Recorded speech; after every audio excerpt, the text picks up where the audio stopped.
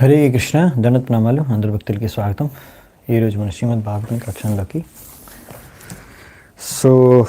మనం ఈరోజు చర్చించుకుంటున్నాము శ్రీమద్ భాగవతం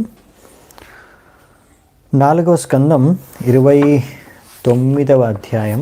29వ అధ్యాయంలో 42వ శ్లోకం నుంచి 59వ శ్లోకం వరకు. మంగళాచరణ చేసుకొని స్టార్ట్ చేద్దాం. ఓం అజ్ఞానతిమిరాంధస్య జ్ఞానాంజనాశలాకయా చక్షురున్మిళితం యేన తస్మై శ్రీగురవే నమః. శ్రీచైతన్యమనోభీష్టం స్థాపితం యేన భూతలే స్వయం రూపః కదా మహ్యం దదాతి స్వపదాంతికం. వందేహం శ్రీగురూన్ శ్రీయుతాపదకమలం శ్రీగురూన్ వైష్ణవాంశ్చ శ్రీరూపం సాగ్రజాతం సహగణరఘునాథాన్వితాం తం సజీవం సాద్వైతం సావధూతం పరిజనసహితం కృష్ణచైతన్యదేవం శ్రీరాధా కృష్ణపాదాన్ సహగణలలిత శ్రీవిశాఖాన్వితాంశ్చ. నమో ఓం విష్ణుపాదాయ కృష్ణప్రేష్టాయ భూతలే శ్రీమతే భక్తివేదాంత స్వామినితే నామినే. నమస్తే సారస్వతే దేవే గౌరవాణి ప్రచారిణి నిర్విశేష శూన్యవాది పాశ్చాత్యదేశతారిణి. నమో మహావదన్యాయ కృష్ణప్రేమప్రదాయతే కృష్ణాయ కృష్ణచైతన్య నామినే గౌరత్విషే నమః. హే కృష్ణ కరుణా సింధు దీనబంధు జగత్పతే గోపేశ గోపికాకాంత రాధాకాంత నమోస్తుతే. తప్తకాంచన గౌరాంగే రాధే బృందావనేశ్వరి వృషభానుసుతే దేవి ప్రణమామి హరిప్రియే. నీలాచలనివాసాయ నిత్యాయ పరమాత్మనే బలభద్ర సుభద్రాభ్యాం జగన్నాథాయ తే నమః. వాంఛాకల్పతరుభ్యశ్చ కృపాసింధుభ్యైవ చ పతితానాం పావనేభ్యో వైష్ణవేభ్యో నమో నమః. జయ శ్రీకృష్ణ చైతన్య ప్రభు నిత్యానంద శ్రీ అద్వైత గదాధర శ్రీవాసాది గౌరభక్తవృంద. హరే కృష్ణ కృష్ణ కృష్ణ హరే హరే హరే రామ రామ రామ హరే హరే. హరే కృష్ణ. 42వ శ్లోకం నుంచి 44 ఈ 3 శ్లోకాలు ఒకేసారి ఉన్నాయి. ప్రజాపతి పతి సాక్షాత్ భగవాన్ గిరిశో మను దక్షాదయ ప్రజాధ్యక్ష నైస్తికాసనకాదయ మరీచిరత్రంగీరసౌ పులస్త్య పులః క్రతు భృగుర్వశిష్ట ఇత్యేతే మదంత బ్రహ్మవాదినః. అద్యాపి వాచస్పతయస్ తపో విద్యా సమాధిభిః పశ్యంతోపి న పశ్యంతి పశ్యంతం పరమేశ్వరం. ఈ యొక్క శ్లోకం యొక్క అర్థం ఏంటంటే, అంతో శక్తివంతమైన వ్యక్తి బ్రహ్మదేవుడు. ఆయన అందరికీ ఇక్కడ పిత. ఎవరు చాలామందికి ఆయన నుంచి ఉత్పన్నమవుతారు. శివుడు, మను, దక్ష, ఇంకా చాలామంది ఎవరైతే మనిషి జాతిని పరిపాలిస్తున్నారో, ఇంకా సనక సనాతన, వీళ్ళు 4 చతుష్కుమారులు. దాని తర్వాత ఇంకా ఎంతోమంది ఋషులు, మునిలు, మరీచి, అత్రి, అంగీర, పులస్య, పులహ, క్రతు, భృగు, వశిష్ట, ఇంకా నారద స్వయం. ఇప్పుడు నారదుని చెప్తున్నాడు ప్రాచీన వారికి. ఇంకా మేమందరం కూడా వీళ్ళందరూ గొప్ప గొప్ప వ్యక్తులు. మేమందరం కూడా ఈ వైదిక శాస్త్రాలపైన మంచి వ్యాఖ్యానాలు చేయగలం, మంచి లెక్చర్స్ ఇవ్వగలం, ప్రవచనాలు ఇవ్వగలం. ఇంకా మేము ఎన్నో రకాల తపస్సులు, ఎన్నో రకాల వ్రతాలు, ధ్యానం, ఇంకా విద్య ద్వారా మేము ఎంతో శక్తివంతమైన వ్యక్తులు. అయినా కానీ భగవంతుడు మేము ఎప్పుడు దర్శించుకుంటాం. నేను దర్శించుకున్నా కానీ అయినా కానీ ఆ భగవంతుడి గురించి సంపూర్ణంగా మాకు తెలియదు. సంపూర్ణంగా ఎవరైనా అడిగితే నేను చెప్పలేను, నాకు మొత్తం తెలుసు భగవంతుడి గురించి అని. ఇది నారదుని చెప్తున్నారు అనమాట. ఇక్కడ కొన్ని విషయాలు మనం నేర్చుకోవడానికి ఉన్నాయి. మొదటిది ఏంటంటే, ఇలా అందరూ మహా గొప్ప గొప్ప వ్యక్తులందరినీ బ్రహ్మదేవుడు ముందే సృష్టించారన్నమాట, అందరిని ఒకేసారి. ఈ సిద్ధాంతం డార్వినియన్ థియరీ అంటారు. డార్విన్ థియరీ అంటే సిద్ధాంతం ఏంటంటే, ముందు కాలంలో పాతకాలంలో జనాలకు తెలివి లేదు, బుద్ధి లేదు, వాళ్ళందరూ కోతుల్లా ఉండేవాళ్ళు, పశువుల్లా జీవించేవాళ్ళు. తర్వాత మెల్లిమెల్లిగా వాళ్ళు కోతుల నుంచి మనుషులు వచ్చారు. దాని తర్వాత ముందు మనుషులు కోతుల్లాగానే జీవించేవారు. ఇప్పుడు మనుషులు చాలా ఆధునిక ప్రగతి సాధించారు, ఎంతో ప్రగతి సాధించి చాలా బుద్ధిమంతులు, చాలా తెలివైన వాళ్ళు అని ప్రచారం చేస్తూ ఉంటారు అన్నమాట థియరీ. కానీ ఇది గలత్ అనమాట, ఇది తప్పుడు థియరీ అనమాట. ఈ డార్విన్ థియరీ అనేది మూర్ఖుల యొక్క థియరీ అని ప్రభుపాల్ ద్వారా రాశారు. సో ఇదేంటంటే ముఖ్యంగా మనము ఇక్కడ అర్థం చేసుకోవచ్చు. ఈ డార్విన్ థియరీ చెప్తారు 40,000 సంవత్సరాల క్రితమే మనుషులు పుట్టారు, మనిషి జాతి ఉత్పన్నమైంది, ఇలా ఎన్నో సిద్ధాంతాలు ఉన్నాయి. కానీ ఇవి కరెక్ట్ కాదు. సృష్టి ఆరంభం నుంచే మనుషులు సృష్టించబడ్డారు, పశువులు, మిగతా అన్ని రకాల ప్రాణులతో సహా. అవునా? సో ఇది మనము వేదిక పురాణాలు, ఇతిహాసాలు, మహాభారతం, భాగవతం ఇటువంటి పుస్తకాల నుంచి మనం నేర్చుకోవచ్చు, తెలుసుకోవచ్చు. సో సృష్టి యొక్క ఆరంభంలో కూడా ఎంతో తెలివైన వ్యక్తులు ఉండేవాళ్ళు. బ్రహ్మదేవుడు, నారదముని, వీళ్ళందరూ ముందు నుంచే ఉన్నారు. వీళ్ళందరూ ఎంతో తెలివైన వాళ్ళు. సో ఈ విషయాలు మనం అర్థం చేసుకోవాలన్నమాట. ఇలా ఎంతోమంది ఉదాహరణలు ఇక్కడ ఇచ్చారు. కానీ ఎంత తెలివితేటలున్నా కానీ మీరు ఆ తెలివితో భగవంతుని ఎప్పుడు అర్థం చేసుకోలేరు. మీకు ఎంతో జ్ఞానం ఉంది, ఆ జ్ఞానము, తెలివి, పాండిత్యం ద్వారా మరి భగవంతుడికి అర్థం చేసుకోలేం. భగవంతుని ఎలా తెలుసుకోగలం? భక్త్యా మామభిజానాతి యావంజశ్చాస్మి తత్వతః. భక్తి ద్వారానే, శుద్ధ భక్తి ద్వారానే మనం భగవంతుడిని తెలుసుకోగలం అన్నమాట. లేకపోతే మనం తెలుసుకోలేము అసలు భగవంతుడి తత్వం ఏంటో. సో ప్రతి ఒక్కరు కూడా భగవంతుడు అంటే ఇలా అలా అనేసి ఊహించుకుంటూ ఉంటారు, కానీ అవి కరెక్ట్ కాదనమాట. అది ఇక్కడ చెప్తున్నారు. అందుకనే సో ఇక్కడ ఇంకో విషయం, వీళ్ళందరూ ఇక్కడ ఎంతోమంది ఋషులు, మునుల గురించి చెప్పారు కదా, ఈ సేజెస్ అందరూ కూడా. వీళ్ళందరూ కూడా ఏంటంటే వివిధ రకాల, ఇప్పుడు ఇక్కడ రాశారు, బ్రహ్మలోకంలో బ్రహ్మదేవుడు ఉంటాడు. ఇంకా ఆయనతో పాటే బ్రహ్మలోకంలో దాని దగ్గరలోనే మిగతా నక్షత్రాల్లో రకరకాల ఈ ఋషులు, మునులు ఉంటారనమాట. ఈ సేజెస్ రిసైడ్ ఈ సనాతన decide and different stars known as southern stars. So దక్షిణ నక్షత్రాలని కొన్ని నక్షత్రాల్లో ఇవి ధ్రువ నక్షత్రం చుట్టూ ఉంటాయన్నమాట. అక్కడ ఈ నలుగురు సనాతన్ వీళ్ళు ఉంటారు. సో ఇలా నక్షత్రాలు యాక్చువల్లీ అవి కూడా గ్రహాలు లాంటివి అన్నమాట. అంతేగాని అవి సూర్యుడితో సమానం కాదు. మన ఇప్పుడు ఆధునిక వైజ్ఞానం ప్రకారం మోడర్న్ సైన్స్ ప్రకారం స్టార్స్ ఆర్ ఆల్సో సన్స్, అంటే ఈ నక్షత్రాలు కూడా సూర్యుడితో సమానం. సూర్యుడు మనకు దగ్గరగా ఉన్నాడు, నక్షత్రాలు దూరంగా ఉన్నాయి, అంతేగాని రెండు ఒకటే అని చెప్తారు. కానీ అది అది తప్పు అనమాట, అది కరెక్ట్ కాదు. సూర్యుడు ఒక్కడే ఉంటాడు, మిగతావన్నీ నక్షత్రాలు కూడా అక్కడ కూడా ఇలా ఋషులు వాళ్ళు నివసిస్తారు అక్కడ. ఇంకా అవి కూడా గ్రహాలతో సమానం. అదే ఇక్కడ రాశారనమాట. శబ్ద బ్రహ్మణి దుష్పారే చరంతావురు విస్తరే మంత్రలింగైర్వ్యవచ్ఛిన్నం భజంతోన విదుఃపరం. సో ఇక్కడ ఇంకేం రాశారంటే,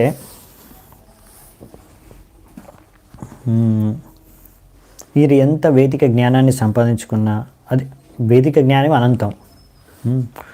ఇంకా రకరకాల దేవి దేవతల్ని పూజించుకున్న వేదిక మంత్రాల ద్వారా, ఈ దేవి దేవతల ఆరాధన ద్వారా మీరు ఆ పరమేశ్వరుడు భగవంతుడిని ఎప్పుడు కూడా అర్థం చేసుకోలేరు.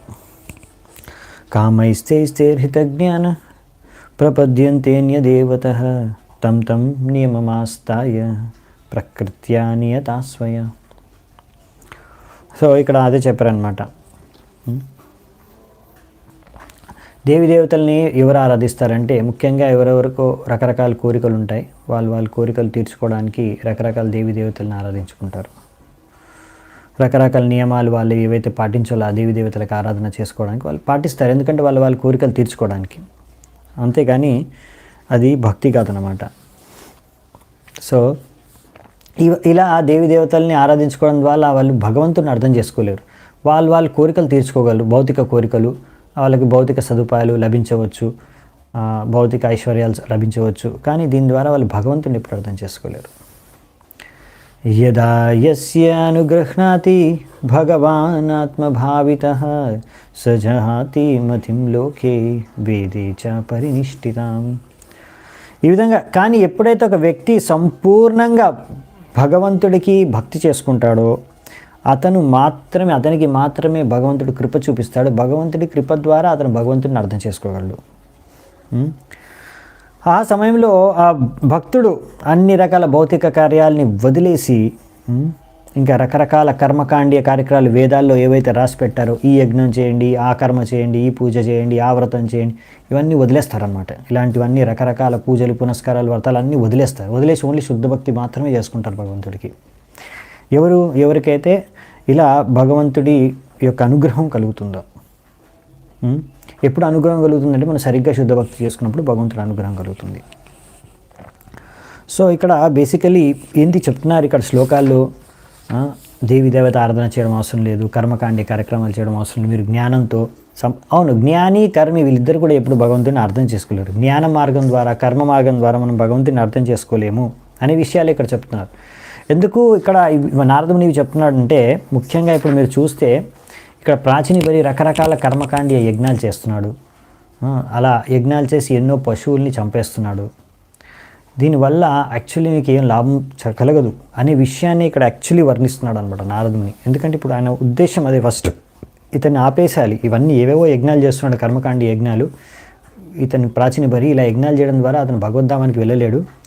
ఇలాంటివన్నీ కర్మకాండీయ యజ్ఞాలు చేయడం ద్వారా దీనివల్ల అసలు ఏం లాభం జరగదు, భగవంతుడిని ఇప్పుడు అర్థం చేసుకోలేడు, భగవంతుడి కృప ఇప్పుడు దక్కదు అనే విషయాలు అతను తెలియచేయడానికే చాలా క్లియర్గా ఇక్కడ నారదముని ప్రాచీన బలికి చెప్తున్నాడు అనమాట.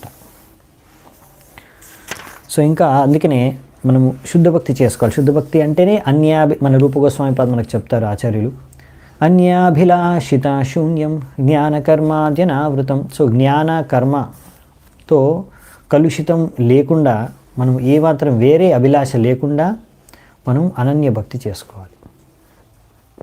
సో అందుకే ఇక్కడ శ్లోకంలో కూడా రాశారు, ఆత్మభావిత భగవాన్ ఆత్మభావిత. భగవంతుడికి మొత్తం ఆత్మభావన సంపూర్ణమైన భావనతో మనం భగవంతుడికి ఎప్పుడైతే భక్తి చేసుకుంటామో అప్పుడు మన హృదయంలో, మన మనసులో జాగృతం అవుతుంది భగవంతుడి పట్ల భక్తి, భగవంతుడి పట్ల ప్రేమ. సో భగవద్భక్తి జాగృతం అవుతుంది. సవై మన కృష్ణ పదార విందే. ఎప్పుడు కూడా మనం భగవంతుడిని అలా మనస్సుతో ఎప్పుడు భగవంతుడిని చింతించాలి. దాని ద్వారానే అది అసలైన ముఖ్యమైన విషయం అన్నాడు. భక్తి అంటే ఎల్లప్పుడూ భగవంతుడిని చింతించడం. ఇవన్నీ వేరే వేరే రకరకాల యజ్ఞాలు, కర్మాలు, కర్మకాండీయ కార్యక్రమాలు ఉంటాయి కదా, ఇవన్నీ ద్వారా మీరు రకరకాల దేవీ దేవతల పూజల ద్వారా ఏ దేవీ దేవతను పూజ చేసుకుంటే ఆ లోకానికి వెళ్తారు మహా అంటే. కానీ ఆ దేవీ దేవతల లోకాలు అన్నీ కూడా అశాశ్వతం అనమాట. స్వర్గలోకాలు, బ్రహ్మలోకం కూడా అశాశ్వతమే. సో ఈ యొక్క భౌతిక ప్రపంచంలో మహా అంటే మీరు బ్రహ్మలోకం వరకు వెళ్ళొచ్చు, కానీ అవన్నీ కూడా అశాశ్వతం, అవన్నీ కూడా ఒకరోజు నశించిపోతాయి. సో అందుకనే అక్కడికి వెళ్ళినా మళ్ళీ తిరిగి ఈ భౌతిక ప్రపంచంలోనే ఉండిపోతాము, తిరిగి మళ్ళీ మనిషి లోకానికి, మర్త్య లోకానికి వచ్చేస్తాం మన పుణ్యకర్మ ఫలాలు పూర్తయిపోయినప్పుడు. అందుకనే ఇవన్నీ లాభం, అసలైన లాభాన్ని మనకి ఇవ్వలేవు. జన్మమృత్యు జరావ్యాధి చక్రం నుంచి ముక్తిని ప్రసాదించలేవు. సో ఇక్కడ ఇంకొక అర్థం ఏంటంటే, ఆత్మభావిత అంటే ఈ భక్తులు ఎప్పుడైనా సరే ఎప్పుడు కూడా ఇంకా మిగతా వాళ్ళకి, బద్ధజీవులకి ప్రచారం చేస్తూ ఉంటారు. సో అందుకనే మనము చూస్తాము మన షడ్గోస్వాములు వాళ్ళు కూడా ఎప్పుడు కూడా ఆలోచిస్తారనమాట. నానా శాస్త్ర విచారణైక నిపుణౌ సద్ధర్మ సంస్థాపకౌ. సో లోకానాం హితకారిణౌ త్రిభువనౌ. సో లోకానాం హితకారిణౌ, లోకులకు సాధారణమైన ప్రజలు లోకంలో వాళ్ళ యొక్క హితం కోరే వాళ్ళు ఈ పుస్తకాలు రచించారు, ఈ శాస్త్రాలు రచించారు, ఈ ప్రచారం చేశారు, భక్తి గురించి తెలియజేశారు. సో వీళ్ళ కోసం అన్నమాట. సో ఈ విధంగా ఎప్పుడైతే భక్తులు ప్రయత్నం చేస్తారో, బద్ధజీవుల్ని ఉద్ధరించడానికి వాళ్ళు ప్రచారం చేస్తారు, ఆ ప్రచారాన్ని చూసి, ఆ ప్రయత్నాన్ని చూసి భగవంతుడు వారి పట్ల ప్రసన్నుడవుతాడు. చాలా important point. The supreme personality of God influenced by the merciful devotees attempts to deliver the fallen souls.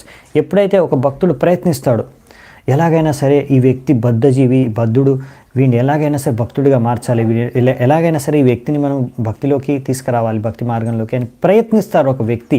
ఆ ప్రయత్నం చూసి భగవంతుడు ఏం చేస్తాడంటే, అప్పుడు మీరు ఏ వ్యక్తికి అయితే ప్రచారం చేస్తున్నాడో, మీరు మీ ప్రయత్నానికి ఒకవేళ భగవంతుడు సంతృప్తి చెందితే, అప్పుడు భగవంతుడు ఆ వ్యక్తి యొక్క హృదయంలో ఈ యొక్క జ్ఞానాన్ని ప్రకాశిస్తాడనమాట. ఓకే, అప్పుడు ఆ వ్యక్తికి భగవంతుడు కృప చూపిస్తాడు. సో అందుకే మనం ప్రయత్నం బాగా చేయాలన్నమాట ప్రచారం చేయడానికి. సో మన ప్రయత్నం ద్వారా భగవంతుడు ప్రసన్నుడైతే అప్పుడు ఆ వ్యక్తి హృదయంలో భగవంతుడు కృప చూపించి అతనికి భక్తి మార్గం, భక్తి విషయం అర్థమయ్యేలా చేస్తాడు. సో అందుకనే ఇది భగవంతుడిని మనము ఒక భక్తుడి యొక్క కృప ద్వారానే అర్థం చేసుకోవచ్చు. భగవంతుడి యొక్క కృప కూడా మనకు ఒక భక్తుడి యొక్క కృప ద్వారా మనకు లభిస్తుంది. ఈ విషయాన్ని మనం అర్థం చేసుకోవాలన్నమాట. సో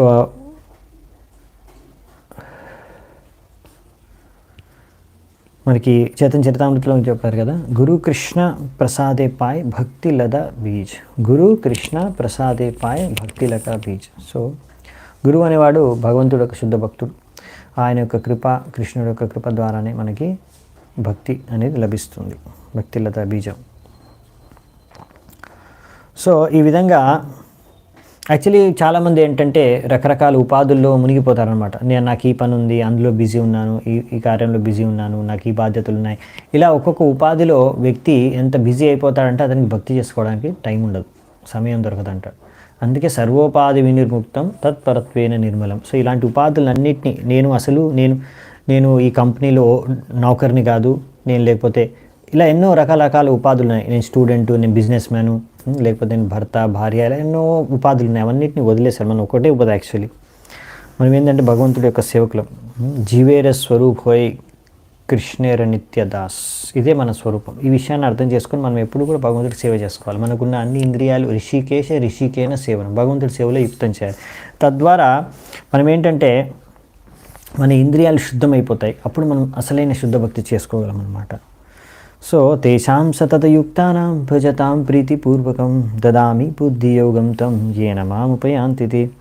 సో మనకి ప్రభుపాల్ వారు చెప్తారు ఇక్కడ, ఎవరైతే సిన్సియర్గా నిజాయితీగా భక్తి చేసుకోవాలని కోరుకుంటారో ఆ వ్యక్తికి భగవంతుడు పరమాత్మ హెల్ప్ చేస్తాడు లోపల నుంచి. ఈ వ్యక్తి చాలా నిజాయితీగా భక్తి చేసుకోవాలనుకుంటున్నాడు అనేసి భగవంతుడు వాళ్ళకి సరైన జ్ఞానాన్ని, మార్గదర్శనాన్ని అందిస్తారు.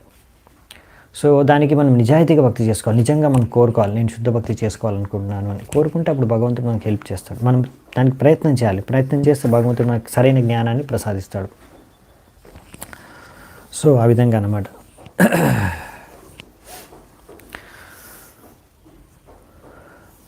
నాహం విప్రో నచ నరపతి నాపి వైశ్యో న శూద్రో నాహం వర్ణి నచ గృహపతిర్నో వనోస్తో యతిర్వ కింతు ప్రోధ్యన్నిఖిల పరమానందపూర్ణామృతాబ్ధేర్ గోపీ భర్తృ పదకమలయోర్దాసదాసానుదాస. ఇది మన యొక్క అస్సలైన ఐడెంటిటీ. ఎవరు మనము?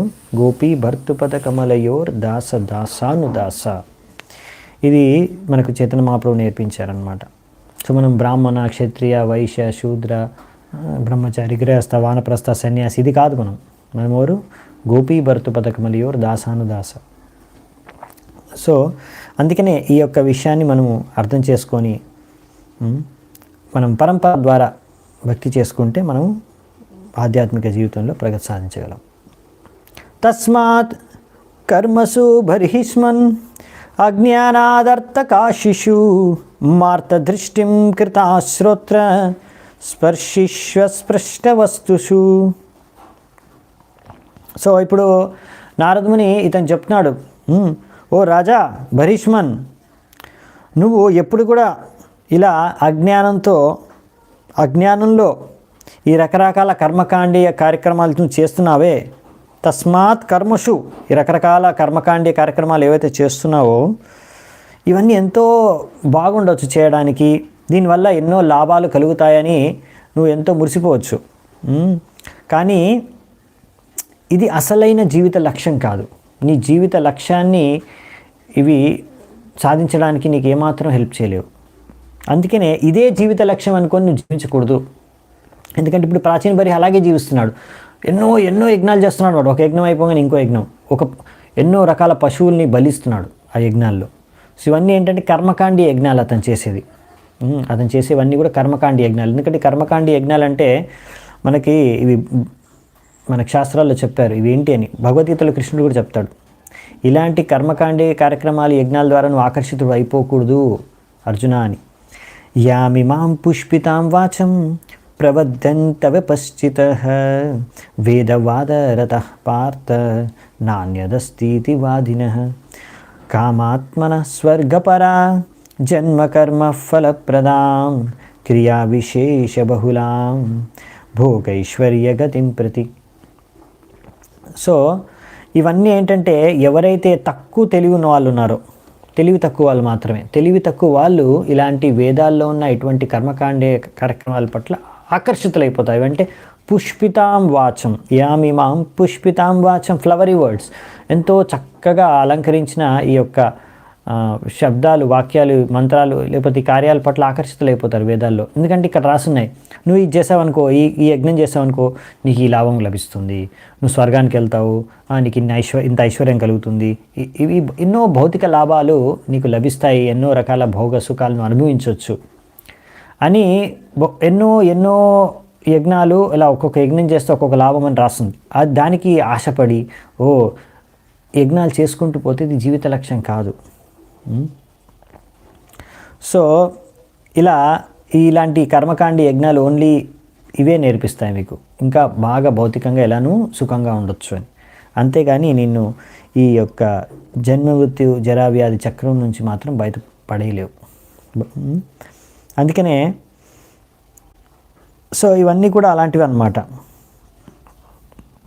అలాగే ఇప్పుడు మీరు అనొచ్చు, ఇప్పుడు మోడర్న్ సివిలైజేషన్, ఆధునిక నాగరికత, ఆధునిక ప్రజలు వీళ్ళందరూ మేబీ అంతగా మీరు చూసుండరు, ఇప్పుడు ఎవరు అంతగా కర్మకాండి యజ్ఞాలు అంతగా చేయట్లేదేమో ఈ జనరేషన్ వాళ్ళు. కానీ వాళ్ళు ఏం చేస్తున్నారంటే వాళ్ళు ఈ సైన్స్ టెక్నాలజీ చదువులు చదివి మ్యాక్సిమం ఏంటంటే పెద్ద పెద్ద జాబ్స్ ఎలాగైనా సరే ఎక్కడో అక్కడ పెద్ద నౌకర్ అయిపోయి ఎక్కడో అక్కడ పెద్ద చాకరీ నౌకరీ చేసి ఎక్కువ డబ్బులు సంపాదించి ఇంకా ఎక్కువగా ఇంద్రియాల సుఖాలను భోగించాలి. అందుకే వాళ్ళు చదివేది, అందుకే వాళ్ళు నౌకరీ ఎక్కడో ఒక వర్క్ కింద నౌకర్గా అయిపోయి పనిచేసేది. తద్వారా డబ్బులు వస్తాయి, దాని నుంచి ఎంజాయ్ చేయొచ్చు, ఏవి కావాలంటే కొనుక్కోవచ్చు. ఇదే ఉద్దేశంతో జీవిస్తున్నారు అన్నమాట, ఇదే జీవిత లక్ష్యంగా జీవిస్తున్నారు. కానీ యాక్చువల్లీ ఇది అసలైన ప్రగతి కాదు, అదే ఇక్కడ చెప్తున్నారన్నమాట. అందుకనే భక్తి వినోద్ ఠాకూర్ అంటారు మన ఆచార్యులు, జడో విద్యాయతో మాయార వైభవ్ తోమార భజనే బాధ.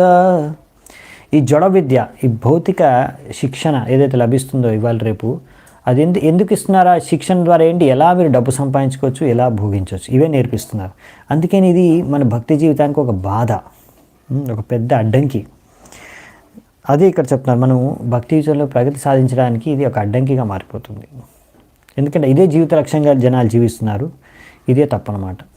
సో ఇది కూడా ఒక రకంగా కర్మకాండీ కార్యక్రమాల్లో జనాలు ఏవో రకరకాల యజ్ఞాలు చేసి అందులో కష్టాలు, ఎన్నో రకాల తపస్సులు అందులో చేస్తారు ఐశ్వర్య భోగాల్ని అనుభవించడానికి. ఇక్కడ జనాలు ఏంటంటే పెద్ద పెద్ద చదువులు చదివి ఏ కంపెనీలో వెళ్ళి ఎవడి కిందో నౌకరీ అనమాట, నౌకర్లాగా పనిచేయడం అంతే, వాడి సేవకుల్లాగా పనిచేయడం, వాడి తర్వాత ఎంతో అంత డబ్బులు నెలకు పారేస్తాడు, దానికోసం కష్టపడి పనిచేయడం మొత్తం 30 రోజులు, తర్వాత శాలరీ వస్తుంది, దాని నుంచి ఎంజాయ్ చేయడం. ఇదే జీవిత లక్ష్యం అన్నమాట, ఇదే జీవిత లక్ష్యంగా జీవిస్తున్నారు. సో కానీ ఇది యాక్చువల్లీ జీవిత లక్ష్యం కాదు, ఇది ఓన్లీ జస్ట్ జీవించడానికి జీవనోపాధి, అంతేగాని జీవిత లక్ష్యం ఇది కాదు. ఇంకా ఒకరు ఉంటారు, ఒక సెక్షన్ వాళ్ళు ఆర్య సమాజీ అని. ఆర్య సమాజులు వాళ్ళు ఏంటంటే ఎక్కువగా ఇలాంటి రకరకాల యజ్ఞాలు, వేదాలు ఏవైతే చూపించారో కర్మకాండ యజ్ఞాలు, వీటి పట్ల ఎక్కువగా వాళ్ళు ధ్యానం చేస్తారు, ఇది చేయాలని. సో ఇవన్నీ కూడా ఒక విధంగా చెప్పాలంటే ఇవంతా కూడా మాయారు వైభవం ఇవన్నీ. ఎందుకంటే అల్టిమేట్గా మీకు ఇవి ఏమీ అసలైన శాశ్వతమైన లాభాన్ని మీకు అందించలేవు, ఆధ్యాత్మిక ప్రగతిని అందించలేవు. అందుకే ఇవన్నీ కూడా మనకి మన యొక్క జీవిత లక్ష్యాన్ని సాధించడానికి ఉపయోగపడవు అనే విషయాన్ని చెప్తున్నారు ఇక్కడ ప్రభుపాదుల ద్వారా. 48వ శ్లోకం. స్వం లోకం న విదుస్తే వై యత్ర దేవో జనార్దనః ఆహుర్ధూమ్రధియో వేదం సకర్మకం తద్విదః. సో ఎవరైతే తక్కువ తెలివి ఉన్నవాళ్ళు, లెస్ ఇంటెలిజెంట్, బుద్ధి తక్కువ ఉన్నవాళ్ళు, వాళ్ళే ఇటువంటి కర్మకాండ కార్యక్రమాలన్నీ వేదాల్లోంచి ఇవే జీవిత లక్ష్యం, ఇదే ఎలాగైనా సరే కర్మకాండ కార్యక్రమం చేయాల్సిందే. ఎందుకంటే వాళ్ళకి వేదాల ఒక ఉద్దేశం వాళ్ళకి తెలియదు. అసలు ఉద్దేశం ఏంటి వేదాలే వాళ్ళకి తెలియదు. భగవంతుడు అసలు ఎవరు, భగవంత్ ధామం అంటే ఏమిటి, భగవద్ధామానికి వెళ్ళాలి, అది మన జీవిత లక్ష్యం అనే విషయమే తెలియదు. అందుకనే వాళ్ళు ఈ భగవద్ధామం గురించి తెలియక అసలైన ధామం, అది మన అసలైన ఇల్లు, దీని గురించి తెలియక ఇక్కడే పెద్ద ఇల్లు కట్టుకోవడానికి, లేకపోతే ఇదే భౌతిక ప్రపంచంలో ఇంకా ఎలా సుఖంగా ఉండాలి అనే విషయాల గురించి ఆలోచిస్తూ దానికి కావాల్సిన కార్యక్రమాలు చేస్తూ ఉంటారనమాట. సో ఇప్పుడు ఎంతో ఆధునిక ప్రగతి సాధించినా కానీ జనాలకి ఇంకా వైకుంఠ లోకం గురించి, గోలోక ధామం గురించి, భగవద్ధామం గురించి జ్ఞానం లేదు. సో ఒక రకంగా చెప్పాలంటే వాళ్ళు అజ్ఞానులే. సో ఎప్పటివరకైతే కృష్ణుడి గురించి ఎవరికైతే తెలీదో, వాళ్ళు ఎంత చదివినా, ఎంత పెద్ద గొప్ప తెలివైన వాళ్ళైనా సరే వాళ్ళందరూ అజ్ఞానులే, అంధకారంలో ఉన్నట్టే. సో అదే ఇక్కడ సారం అన్నమాట. సో ఆ విధంగా ఇలాంటి ఎన్నో కర్మకాండే కార్యక్రమాలు చేసి వాళ్ళు స్వర్గలోకాలకి, బ్రహ్మలోకానికి వెళ్ళినా కానీ ఆ బ్రహ్మ భువనాల్లోక పునరావర్తిను అర్జున మాముపేత్యతు కౌంతేయ పునర్జన్మ విద్యతే. ఇదే భగవద్గీతలో కృష్ణుడు చెప్పేది. మీరు బ్రహ్మలోకానికి వెళ్ళినా మీ కార్యాలు పుణ్యం కంప్లీట్ అయిపోయిన తర్వాత, పుణ్యం అయిపోయింది అనుకోండి, మీరు చేసుకున్న పుణ్యం అంతా కూడా మళ్ళీ తిరిగి పునరావర్తిను అర్జున, మళ్ళీ తిరిగి మనం ఈ మర్త్యలోకానికి రావాల్సిందే. కానీ ఓ అర్జున, ఒకవేళ నా ధామానికి వచ్చావనుకో, మాముపేత్యతు కౌంతేయ, నా ధామానికి వచ్చేస్తే అప్పుడు నీకు పునర్జన్మన విద్యతే, మళ్ళీ పునర్జన్మ అనేది ఉండదు. అది ఇక్కడ కృష్ణుడు చెప్పేది అర్జునుడికి భగవద్గీతలో. సో అందుకని మన లక్ష్యము స్వర్గానికి వెళ్ళడము, లేకపోతే ఇక్కడే ఉండి ఇంకా బాగా మంచిగా భౌతిక సుఖాలను అనుభవించడానికి రకరకాల ఫెసిలిటీస్ క్రియేట్ చేయడం కాదు. ఎందుకంటే ఇక్కడ ఎంత పెద్ద ఇల్లు కట్టుకున్నారు, జీవితాంతం అంతా కష్టపడి చచ్చిపోతారు తర్వాత, అంతే. సో దాని తర్వాత మీ ఇల్లు మీతో పాటు పోదు కదా, లేకపోతే మీ డబ్బులు మీతో పాటు రావు కదా. సో ఎంత సంపాదించుకున్నా కానీ అన్నీ కూడా మృత్యు సమయంలో మిమ్మల్ని ఏమి హెల్ప్ చేయలేవు. ఏవి కూడా మిమ్మల్ని మృత్యువు నుంచి బ్రతికించలేవు. మృత్యు నిశ్చితంగా ఏ సమయానికి రావాలో ఆ సమయానికి వస్తుంది, ఆ సమయానికి మీరు చచ్చిపోతారు. ఒక్క సెకండ్ కూడా మీ దగ్గర ఎక్స్ట్రా లేదు. సో మీరు సంపాదించుకునేవన్నీ కూడా ఏమీ హెల్ప్ చేయలేవు. అందుకే భక్తి మాత్రమే మీకు హెల్ప్ చేసేది. మీరు చచ్చే టైంలో మీతో పాటు వచ్చేది భక్తి మాత్రం. మీరు ఎంత భక్తి చేసుకున్నారో అదే మీకు అసలైన లాభాన్ని సమకూర్చేది. భక్తి చేసుకుంటే భగవద్ధామానికి వెళ్తారు కంప్లీట్గా చేసుకుంటే. సగం చేసుకున్నా, కొంచెం చేసుకున్నా కానీ నెక్స్ట్ లైఫ్లో మంచి జీవితం లభిస్తుంది. మీరు ఇక్కడ ఎంతో డబ్బులు సంపాదించినా కానీ మీరు ఏం భక్తి చేసుకోలేదు, మంచి కార్యాలు ఏం చేయకపోతే ఓన్లీ ఇలా ఇంద్రియాలని భోగించుకోవడానికే జీవించారనుకోండి, నెక్స్ట్ లైఫ్లో ఏ కుక్కో పిల్లో పందో అయి పుట్టచ్చు. సో కానీ మీరు భక్తి కూడా కంప్లీట్ కూడా చేసుకోలేకపోయినా పర్లేదు, నెక్స్ట్ లైఫ్ అన్న మాకు మంచి జీవితం లభిస్తుంది. అక్కడ మళ్ళీ మంచిగా భక్తి చేసుకోవడానికి అవకాశం లభిస్తుంది. సో అందుకనే ఎవరికైతే లభించిందో అలాంటి అవకాశం, మీకు ఆల్రెడీ మంచి లైఫ్ ఉందనుకోండి, మంచి జీవితం, మంచి పరివారం, మంచి ధనం అన్నీ ఉన్నాయనుకోండి, అన్ని రకాల సదుపాయాలు ఉన్నాయనుకోండి భక్తి చేసుకోవడానికి, అయినా కానీ మీరు భక్తి చేసుకోకపోతే అప్పుడు మరి మీరు దుర్వినియోగం చేసుకుంటున్నట్టు. మీ దగ్గర ఉన్న అన్ని సదుపాయాలని, ధనాన్ని, సంపదను, మంచి వాతావరణాన్ని అంతా కూడా మీరు ఈ మనిషి జీవితాన్ని మీరు ఈ ఒక గోల్డెన్ ఆపర్చునిటీ అనమాట, ఈ సువర్ణ అవకాశం ఇది భక్తి చేసుకోవడానికి. ఎందుకంటే ఓన్లీ మనిషి జీవితంలోనే వ్యక్తి భక్తి చేసుకోవచ్చు. మీరు పశువు జీవితమో పక్షి జీవితమో లభించిందనుకోండి శరీరము, అందులో భక్తి చేసుకోలేరు. అందుకనే ఒకవేళ మీకు మంచి లైఫ్ దొరికిందంటే, మీరు ఇప్పుడు మంచిగా అంతా మీకు ధనం ఉంది, అన్ని రకాల సువిధలు సదుపాయాలు ఉన్నాయి భక్తి చేసుకోవడానికి, అప్పుడు ఇంకా మీరు దాన్ని ఉపయోగించుకొని, ఆ అవకాశాన్ని ఉపయోగించుకొని భక్తి చేసుకోవాలి. ఎందుకంటే మీరు ఎప్పుడో లాస్ట్ లైఫ్లో ఏదో మంచి చేశారు, భక్తి చేశారు, అందుకే ఇప్పుడు ఆ అవకాశం లభించింది మళ్ళీ మీకు. సో ఇప్పుడు వినియోగించకపోతే, మీరు వినియోగించుకోకుంటే మీరు పెద్ద లాస్, మీకు అది పెద్ద నష్టం. సో అందుకనే మనము ఎలా మరి భక్తి చేసుకునేది చాలా ఈజీ అన్నమాట. సో శ్రవణం కీర్తనం విష్ణు. సో శ్రవణం కీర్తనం చేసుకోవడం ద్వారా మనం ఎంతో ఈజీగా భక్తి చేసుకోవచ్చు. ఈ కలియుగంలో మన కోసం ఈజీ చేసేసారు భక్తి చేసుకోవడం ముందు కాలం కన్నా. ఎందుకంటే కలియుగంలో ఎన్నో దోషాలు ఉన్నాయి, కలియుగంలో ఎన్నో రకాల అడ్డంకిలు ఉన్నాయి, ఎన్నో రకాల సమస్యలు ఉన్నాయి జనాలకి. సో వాతావరణం అనుకూలంగా లేదు, ఎన్నో ప్రాబ్లమ్స్ ఉన్నాయి కలియుగంలో. కలియర్ దోషేనిదే రాజన్, కలియుగం మొత్తం కూడా దోషాలతో నిండిపోయిందంట. హే రాజన్, మొత్తం కలియుగం అన్ని దోషాలు ఉన్నాయి ఎక్కడ చూసినా. అస్తి హేకో మహాన్ గుణాన్, అయినా కానీ ఒక మహాగుణం ఉంది కలియుగంలో. అదేంటి? అన్ని దోషాలే నిండిపోయి ఉన్నా కానీ కలియుగంలో ఒక మహాగుణం ఉంది. అదేంటి? కృష్ణద కీర్తనాదేవ కృష్ణస్య ముక్త సంగ పరం వ్రజేత్. సో మీరు కృష్ణుడి కీర్తన చేశారంటే మీరు ఈ యొక్క భౌతిక ప్రపంచం నుంచి ముక్తి మీకు పొందవచ్చు. ఓన్లీ కృష్ణుడి కీర్తన చేసుకొని మనం భగవద్ధామానికి వెళ్ళిపోవచ్చు. ఈ యొక్క అవకాశం మీకు కలియుగంలో ఇచ్చారనమాట. ఇదే కలియుగంలో ఉన్న గొప్ప అవకాశం. మీరు ఏమి తపస్సులు, రకరకాల పెద్ద పెద్ద యజ్ఞాలు, హోమాలు ఏమి చేయనవసరం లేదు, ఏ కర్మకాండ కార్యక్రమం చేయాల్సిన అవసరం లేదు. ఓన్లీ భగవంతుడి యొక్క శ్రవణం, కీర్తనం, భగవంతుడి గురించి వినండి, భగవంతుడి గురించి కీర్తించండి, అంతే. భగవద్ధామానికి వెళ్ళిపోతారు. అదే భాగవతంలోంచి మనం నేర్చుకునేది. సుఖదేవ్ గోస్వామి భగవంతుడిని కీర్తిస్తున్నాడు, పరీక్షిత్ మహారాజు శ్రవణం చేస్తున్నాడు, అంతే కదా.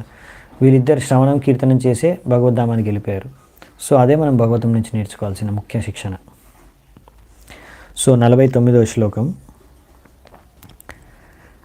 ఆస్థీర్యదర్భై ప్రాగాగ్రై కార్స్న్యేన క్షితిమండలం స్తబ్ధో బృహద్వదాన్మాని కర్మణ వైషియత్పరం తత్కర్మ హరితోషం యత్ సావిద్యా తన్మతిర్యయ. సో ఇప్పుడు ఏంటంటే నారదుని అక్కడ ఏం చూస్తున్నా అంటే, ఓ రాజా, ఆయన గమనించాడు, ఓ రాజా, మొత్తం ఈ పృథ్వీ నేలంతా కూడా ఈ కుష గ్రాస్, ఈ కుష దర్భ గ్రాస్ అంటే దర్భ గడ్డి అంటే కుష గ్రాస్ అనమాట. ఇది మొత్తం అన్ని చోట్ల నిండిపోయింది. అందుకనే అంటే దీని అర్థం ఏంటంటే ఇప్పుడు అతను ఎన్నో కర్మకాండి కార్యక్రమాలు చేస్తున్నాడు అనమాట. తద్వారా నువ్వు ఎంతో గర్వంగా నువ్వు ఎన్నో రకాల యజ్ఞాలు చేసి ఎన్నో పశువుల్ని బలి చేసుకున్నావు ఈ యజ్ఞాల్లో. ఇదంతా నీ మూర్ఖత్వం. ఎందుకంటే నీకు తెలీదు, భక్తి ద్వారా మాత్రమే నువ్వు భగవంతుణ్ణి సంతృప్తిపరచగలవు. ఇలా ఎన్నో రకాల పశువుల్ని చంపి యజ్ఞాలు చేసి కాదు. ఈ విషయాన్ని నువ్వు అర్థం చేసుకోలేకపోతున్నావు. ఇప్పుడు డైరెక్ట్గా చెప్పేస్తున్నాడు నారదుని. ఎందుకంటే ఇప్పటివరకు ఇంకా ఆపట్లేదు అనమాట, ఇంకా యజ్ఞాలు చేస్తూనే ఉన్నాడు ఇతను, ఈ ప్రాచీని బరి లేకపోతే బర్హిష్మాన్ రాజు. ఇలాంటి నువ్వు ఎన్నో రకాల యజ్ఞాలు చేసి భగవంతుడిని సంతృప్తిపరచలేవు. నువ్వు ఎలాంటి కార్యాలు చేయాలంటే తద్వారా భగవంతుడు ప్రసన్నుడు అవ్వాలి. సో మన యొక్క విద్య, మన యొక్క కార్యాలు భగవంతుడిని సంతృప్తిపరచడానికే ఉండాలి. అంతేగాని ఇలాంటి యజ్ఞాలు చేసి ఎన్నో పశువుల్ని చంపేయడం ద్వారా భగవంతుడు సంతృప్తి చెందడు. సో ఇక్కడ మనకి అందుకే ఒక విషయం అర్థం చేసుకోవాలి, మనం ఎప్పుడు కన్ఫ్యూజ్ అవ్వకూడదు. నేను చేసేది కరెక్టా కాదా, భగవంతుడు సంతృప్తి చెందుతాడా లేదా. So anything which is done, so ఏదైనా మీరు కార్యం చేయండి, తద్వారా మీరు ఇంకా కృష్ణ భావనామృతం అయితే ఆ కార్యం మీరు చేయాలి. ఒకవేళ మీరు ఏదైనా కార్యం చేయండి, తద్వారా మీ కృష్ణుడు చేతన, కృష్ణుడిని మీరు స్మరించుకోలేకపోతున్నారు, కృష్ణ భావనామృతం అవ్వలేకపోతున్నారు, అలాంటి అన్ని కార్యాలు కూడా పాపకార్యాలే. లేకపోతే మీకు ఎలాంటి విద్య మీకు లభించినా అది మీకు కృష్ణుడి గురించి తెలియజేయలేకపోతే ఆ విద్య అవిద్యనే, అది అసలు విద్య కాదు. సో ఈ విషయాన్ని అర్థం చేసుకోవాలని ప్రభుపాద ద్వారా రాశారు. సో ఇప్పుడు ఏంటంటే మెయిన్గా నారదుని చూస్తున్నాడు అనమాట. ఇతను ఇంకా పశువుల్ని చంపడం, బలి తీసుకోవడం ఆపట్లేదు. ఎలాగైనా సరే ఇతను ఆపేయాలి. ఇప్పుడు ఇంత పెద్ద స్టోరీ చెప్పిన పురంజని స్టోరీ మొత్తం అంతా నేను చెప్పిందంతా కూడా ఇతను యజ్ఞాలు ఆపేసి శుద్ధ భక్తి చేసుకుంటాడు. ఎందుకంటే వీళ్ళ వంశంలో అందరూ శుద్ధ భక్తులు ఉన్నారు. ఈయన వంశంలో, ప్రాచీన బరి వంశంలో ముందు ధ్రువ మహారాజును నుంచి తీసుకొని స్వయంభూమను వీళ్ళందరూ కూడా ఎంతో మంచి భక్తులు. అటువంటిది ఇతను మాత్రం ఇలా కర్మకాండి వ్యక్తి అయిపోయాడు. ఏవో రకరకాల హోమాలు, యజ్ఞాలు చేసుకొని ఎన్నో పశువుల్ని బలి తీసుకుంటూ పోతున్నాడు. ఇదే జీవిత లక్ష్యంగా జీవిస్తున్నాడు. అందుకనే ఇక్కడ ఇప్పుడు డైరెక్ట్గా చెప్తున్నాడు, ఇవన్నీ నువ్వు మానే, ఓన్లీ హరిభక్తి చేసుకో. హరిర్దేహ భృతామాత్మ స్వయం ప్రకృతిరీశ్వర తత్పాదమూలం శరణం యతక్షేమో నృణామిహ. శ్రీహరి ఎవరైతే ఉన్నారో భగవంతుడు ఆయనే పరమాత్ముడు, ఆయనే ప్రతి ఒక్కరి హృదయంలో నివసిస్తున్నాడు, అందరికీ మార్గదర్శనం చేస్తున్నాడు ఈ యొక్క ప్రపంచంలో కూడా. అతని అందరినీ నియంత్రిస్తున్నాడు, మొత్తం భౌతిక ప్రపంచాన్ని, కార్యాలని, ప్రకృతిని. సో అతనే మన అసలైన మిత్రుడు. ఇంకా అందరం కూడా ఆయన యొక్క పాదపద్మాలపైనే శరణు తీసుకోవాలి. తద్వారా మన జీవితం మంగళదాయకం అయిపోతుంది అని ఇక్కడ నారదుని చెప్తున్నాడు అనమాట.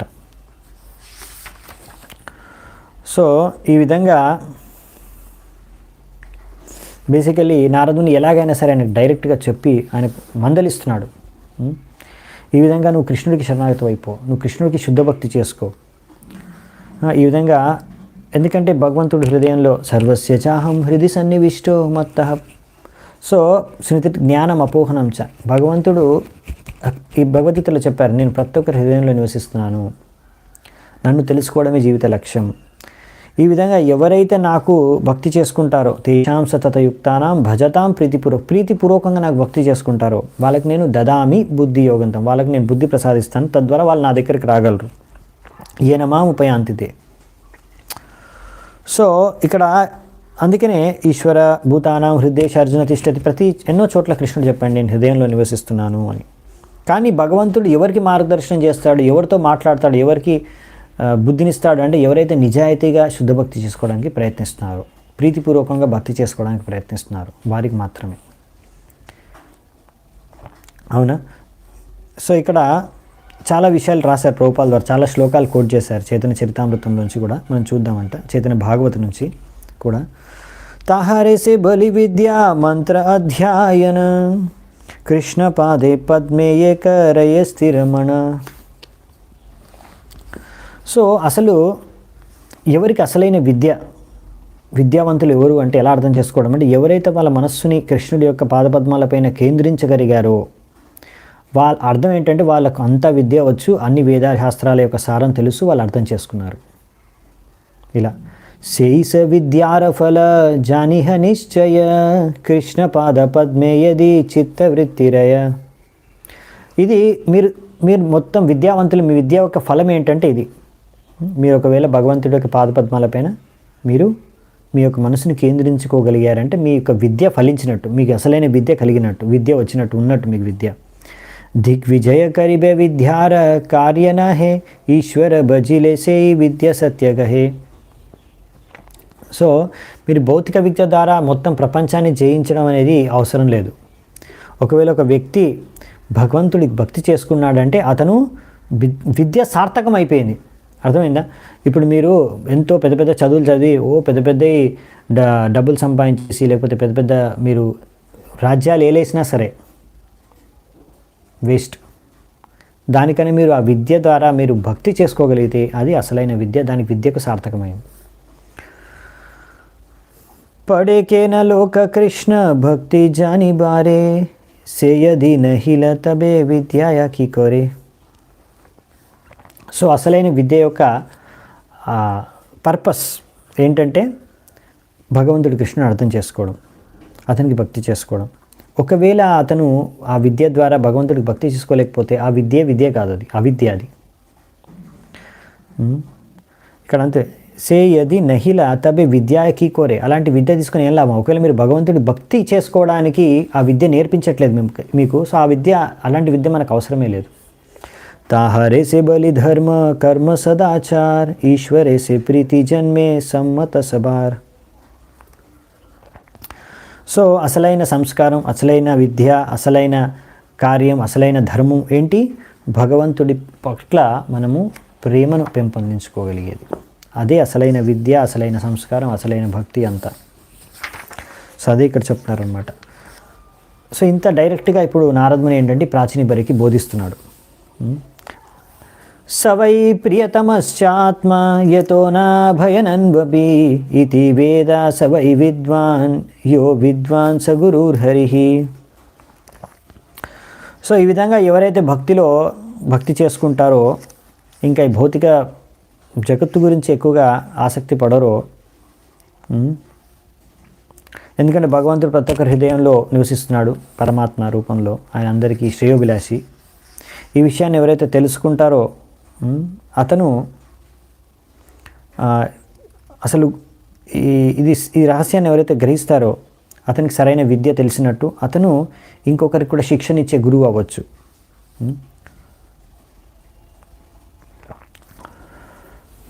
సో ఈ విధంగా ఎవరైతే సంపూర్ణంగా భగవంతుడిని తెలుసుకొని భగవంతుడికి భక్తి చేసుకుంటారో వాళ్ళు గురువు అవ్వచ్చు. వాళ్ళు గురువు కృష్ణుడికి ప్రతినిధిగా వాళ్ళు వ్యవహరించవచ్చు ఈ యొక్క భౌతిక ప్రపంచంలో. అందుకనే వాళ్ళు కృష్ణుడికి అభిన్నం. వాళ్ళు గురువు అంటే ఎవరు ఎలా తెలుసుకోవడం అంటే ఇదన్నమాట. గురువు ఈ యొక్క కృష్ణుడి యొక్క ప్రతినిధి, కృష్ణుడితో అభిన్నం. అందుకనే సాక్షాధరిత్వేన సమస్త శాస్త్రైర్ ఉక్తస్తథా భావ్యత ఏవ సద్భి. ఇది విశ్వనాథ్ చక్రవర్తి ఠాకూర్ రాస్తారు గురువాష్టకంలో. మనం రోజు మంగళారతి సమయంలో పాడతాం. సాక్షాధరిత్వేన, సాక్షాత్ హరితో సమానం మన గురువు. ఎందుకంటే ఆయనే మనకి కృష్ణుడి ప్రతినిధి అయి మనకు అన్నీ నేర్పిస్తున్నాడు, మార్గదర్శనం చేస్తున్నారు. కానీ ఎవరు గురువు అవ్వగలరు, ఎలా మనం గుర్తించడం? సత్కర్మ విపునో విప్రో మంత్రతంత్ర విచారద అవైష్ణవో గురుర్న స్యాత్ వైష్ణవ స్వపచో గురు.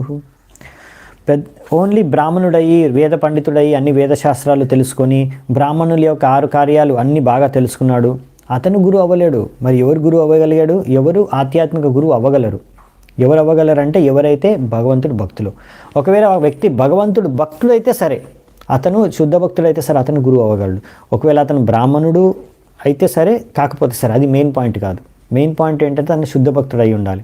ఒకవేళ ఆ శుద్ధ భక్తుడు ఒకవేళ చండాలుడి యొక్క పరివారంలో పుట్టినా సరే, కుక్క మాంసం తినే పరివారంలో పుట్టినా సరే, ఒకవేళ అతను శుద్ధ భక్తుడైతే అతను గురువు అవ్వగలడు. వైష్ణవ శ్వపచో గురు. శ్వపచ అంటే కుక్క మాంసం తినేవాళ్ళు అనమాట. సో వాళ్ళు ఇంట్లో జన్మించినా సరే ఆ వ్యక్తి ఒకవేళ శుద్ధ భక్తుడైతే అతను గురువు అవ్వగలడు. అది శాస్త్రాలు చెప్తున్నాయి అన్నమాట, పద్మపురాణం చెప్తుంది. సో మెయిన్ థింగ్ అదనమాట. సో ఇంత చెప్పారు ఇప్పుడు నారదుని. అయినా కానీ నారదుని గమనించింది ఏంటంటే, గ్రహించింది ఏంటంటే, వీడికి ఇంత చెప్పినా కానీ ఆపేయమని అయినా ఆపట్లేదు, ఇంకా ఆలోచిస్తున్నాడు. సో అందుకనే నారదుని ఇప్పుడు ఇంకో కథ చెప్తారనమాట. ఒక జింక కథ చెప్తారు. అదే నేను ఈరోజు టైటిల్ పెట్టాను. ఇంకా చూసి ఇంకొక కథ చెప్పాలి. పురంజనుడు చెప్పినట్టు ఇప్పుడు చిన్న కథ, షార్ట్ స్టోరీ, జింక కథ చెప్తాడు. ఆ జింక ఎవరు?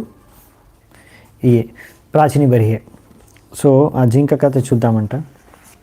నారద ఉవాచ ప్రశ్న ఏవం హి సంచిన్నో భవతః పురుష రిషభ అత్ర మే వదతో గుహ్యం నిశామయ సునిశ్చితం. నువ్వు చాలా గొప్ప వ్యక్తివి, నువ్వు అడిగావు నన్ను, నా మొత్తం వివరించు. ఆ పురంజనుడి ఉపాఖ్యానం నాకు సంపూర్ణంగా అర్థం కాలేదు, నాకు అంత తెలివితేటలు లేవు, నేను భక్తుడిని కాదు, నాకు తెలియజేయండి వివరంగా అంటే నేను మొత్తం ఎక్స్ప్లెయిన్ చేశాను డీటెయిల్గా. ఇప్పుడు డైరెక్ట్గా, ఇండైరెక్ట్గా ఏదో స్టోరీ రూపంలో కాకుండా డైరెక్ట్గా మీకు ముఖం మీద చెప్పేశాను.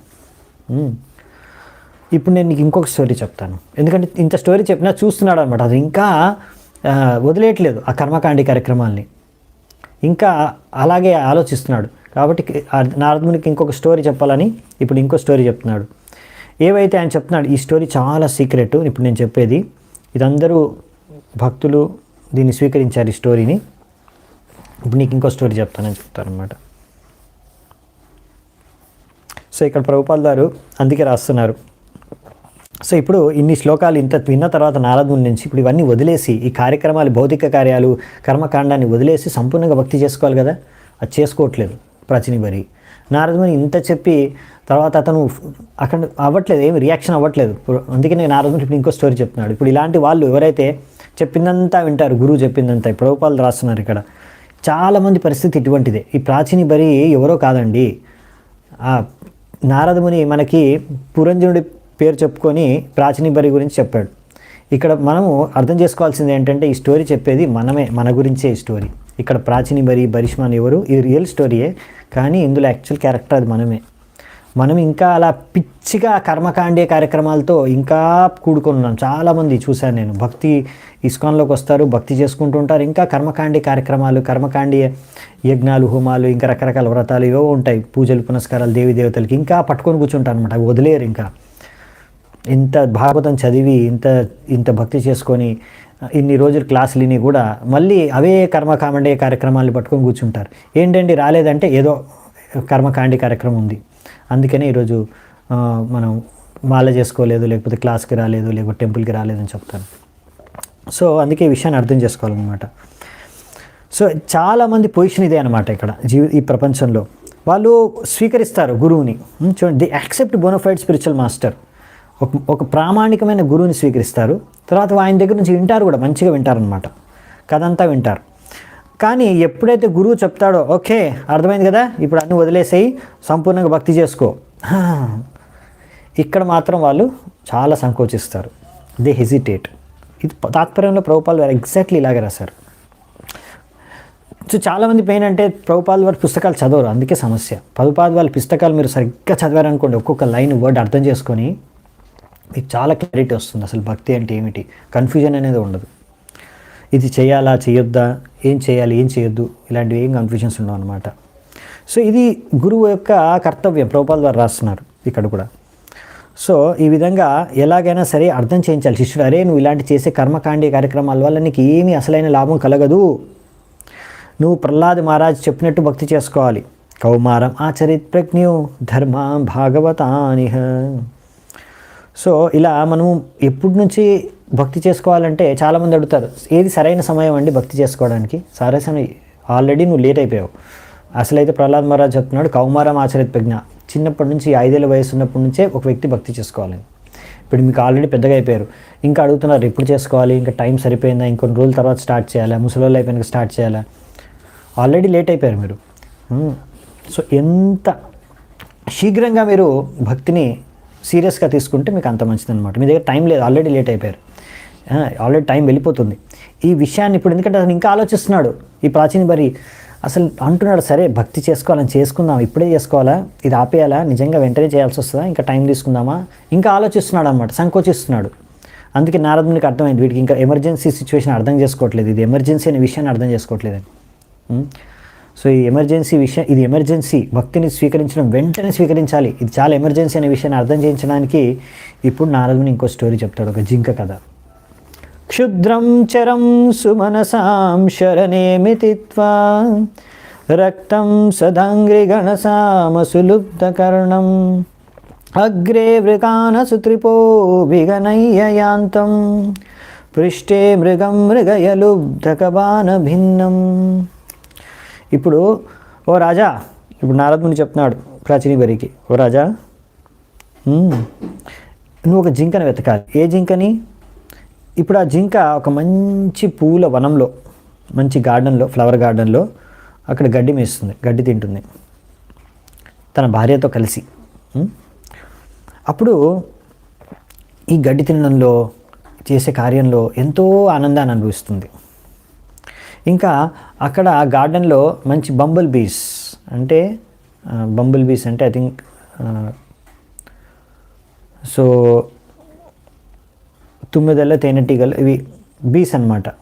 బంబుల్ బీస్ మంచి గానం చేస్తున్నాయి, they are singing nice song. So ఎంత మంచి పరిస్థితి, ఎంత మంచి వాతావరణంలో అతను ఆ జింక జీవిస్తుంది. కానీ అతనికి ఆ జింకకు తెలీదు, ఆ జింక ముందు ఒక పులి ఉంది. ఆ పులి ఎప్పుడు జింక మాంసం ఎప్పుడు తినాలా అని ఎదురు చూస్తుంది అనమాట, మంచి సమయం కోసం. అది ఎక్కడుంది? పులి ముందే ఉంది, కానీ అది విషయం గమనించట్లేదు పులిని. ఇంకా వెనకాల ఒక వేటగాడు ఉన్నాడు, ఆ జింకను వేటాడడానికే వెనకాల నించొని ఉన్నాడు రెడీగా. సో ఎప్పుడు ఈ జింకను నేను బాణంతో వేటాడి చంపేసేయాలి అని ఆలోచిస్తున్నాడు. సో ఇప్పుడు ముందు నుంచి పులి, వెనకాల నుంచి వేటగాడు ఉన్నాడు. సో మృత్యు అనేది తథ్యం, 100% ఈ జింక చచ్చిపోతుంది. సో ఈ జింకను ఎవరో, ఈ జింక ఎక్కడుందో నువ్వు కనిపెట్టాలి. సో ఇక్కడ మంచి ఫ్లవర్ గార్డెన్లో బంబుల్ బీస్ పాడుతున్న పాటలు, ఇంకా మంచి భార్యతో జింక జీవిస్తుంది. వీళ్ళందరూ ఏంటంటే భార్య పిల్లలతో కూడుకున్న సంసార జీవితం, ఈ family life, beauty of family life. ఇలా ఒక వ్యక్తి సంసార జీవితంలో ఆనందంగా గడుపుతూ ఉంటాడు అన్నమాట. ఈ బంబుల్ బీస్ పాడడం అంటే ఆయన పిల్లలు పిల్లల పాటలు అన్నమాట, అవి వినడం. ఇంకా ఈ విధంగా బేసికలీ ఒక వ్యక్తి తన భార్య పిల్లలతో సుఖంగా జీవిస్తూ భౌతికంగా అందులో మునిగిపోతారు. ఈ విషయాన్ని గమనించరు. ఏ విషయాన్ని గమనించరు? ముందు ఒక టైగర్ ఉంది, వెనకాల ఒక వేటగాడు ఉన్నాడని. సో ఇక్కడ ఈ టైగర్ ఎవరు అంటే, పులి ఎవరంటే సమయం వెళ్ళిపోతుంది. సో టైగరు సమయాన్ని ఇక్కడ సంకేతిస్తూ ఈ యొక్క ఉదాహరణలో. అలాగే ఈ విధంగా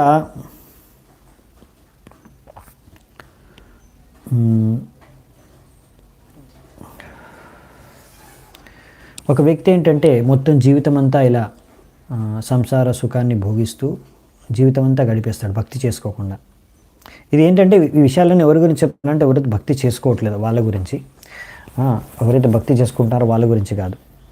సో భక్తి చేసుకొని వాళ్ళ గురించి చెప్తున్నారు. ఇలా భక్తి చేసుకొని వాళ్ళు ఓన్లీ సంసారం జీవితమే చేస్తున్నారు కదా, వాళ్ళు ఏంటంటే మొత్తం జీవితాంతం అలాగే గడిపేస్తూ వాళ్ళు ఈ విషయాన్ని గమనించట్లేదు. ఇలా మొత్తం జీవితం అనేది వేస్ట్ అయిపోతుంది. మనిషి జీవితాన్ని వృధా చేస్తున్నారు, మనిషి జన్మని వృధా చేస్తున్నారు. లబ్ధ్వా సుదుర్లం ఇదం బహు సంభవాంతే మానుష్యమర్తదం అనిత్యమపీహ ధీరః తూర్ణం యతేత నపతేదను మృత్యు యావన్ నిశ్రేయసాయ విషయ కలు సర్వతస్యాత్. సో ఎన్నో జన్మల తర్వాత, ఇక్కడ భాగవతంలో ఈ శ్లోకం చెప్తుంది, ఎన్నో జన్మల తర్వాత ఒక వ్యక్తికి మనిషి జన్మ లభిస్తుంది. దాని తర్వాత కూడా ఆ వ్యక్తి మృత్యువు వచ్చే కన్నా ముందే మనము వెంటనే భగవంతుడి భక్తిలో నిమగ్నం అయిపోవాలి. అప్పుడు మన జీవితం సార్థకమైపోయినట్టు. ఎప్పుడు వస్తుంది మృత్యు మనం చెప్పలేము, ఎవ్వరికి తెలియదు ఎప్పుడు మృత్యు వస్తుంది. ఏ క్షణాన్నైనా మృత్యు రావచ్చు. సో అందుకని మనం ఎప్పుడు భక్తి చేసుకోవాలి? ఇప్పుడే, ఎమర్జెన్సీ, రేపు ఎల్లుండో తర్వాత ఎన్నో సంవత్సరాల తర్వాత కాదు, ఇమ్మీడియట్గా భక్తి చేసుకోవాలి. భక్తి చేసుకుంటూ మిగతా భౌతిక కార్యాలన్నీ ఏవి చేయాలో అవి చేసుకోవచ్చు. కానీ ఫస్ట్ భక్తి అనేది ఎప్పుడు వదిలిపెట్టకూడదు. భక్తి చేసుకోవడానికి ఎప్పుడు డిలే చేయకూడదు. తర్వాత చేసుకుందాం భక్తి అని ఎప్పుడు అనుకోకూడదు. ఈ విషయాన్ని ఇక్కడ చెప్తున్నారన్నమాట. నెక్స్ట్ శ్లోకం ఏంటంటే ప్రోజ్ ఫార్మాట్లో ఉంది, చాలా పెద్దది, 54. నేను చదవట్లేదు మొత్తం శ్లోకం, ప్రోజ్ ఫార్మాట్లో ఉంది. సో దాని మీనింగ్ చదువుతున్నాను. సో ఇప్పుడు ప్రాచీని బరికి చెప్తున్నాడు అనమాట. ఓ రాజా, స్త్రీ ఎవరైతే చాలా సౌందర్యవంతురాలు, చాలా ఆకర్షణీయంగా కనిపిస్తుందో ముందు, అదే స్త్రీ తర్వాత ఎన్నో రకాల ఆవేదన సృష్టిస్తుంది మీకు వ్యక్తికి. ఇది ఎలాగంటే ఒక పువ్వు లాంటిది. ముందు చాలా బాగుంటుంది పువ్వు, చాలా ఆనందాన్ని కలిగిస్తుంది. తర్వాత అదే పువ్వు అంత నచ్చదు, బాగుండదు అనమాట లాస్ట్కి, పువ్వు అంత వాడిపోయిన తర్వాత. అలాగే ఒక స్త్రీ కూడా. సో ఒక విధంగా ఇక్కడ చెప్పేది ఏంటంటే ఈ శ్లోకంలో అర్థమే చెప్తున్నారు, అర్థాన్ని. సో ఒక వ్యక్తి ఏంటంటే స్త్రీతో రకరకాల కామ భోగ ఇచ్ఛతో భోగిస్తూ ఎంతో ఆనందాన్ని ఆస్వాదించడానికి ప్రయత్నిస్తూ ఉంటాడు. ఎలాగంటే ఒక వ్యక్తి ఒక మంచి ఫ్లవర్ అంటే అదే పువ్వుని తీసుకొని వాసన పీల్చుకొని ఎంజాయ్ చేయాలనుకుంటాడు అలాగా. కానీ తర్వాత పువ్వు వాడిపోతుంది.